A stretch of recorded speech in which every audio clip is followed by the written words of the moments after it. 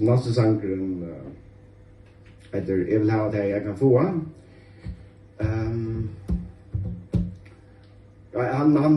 Han minner av synder om right where it belongs to Nine Inch Nails. Never sort i det der. Så hvis det er Nine Inch Nails fjepar, så kanskje det er så mest det. Anyways, her er sangren.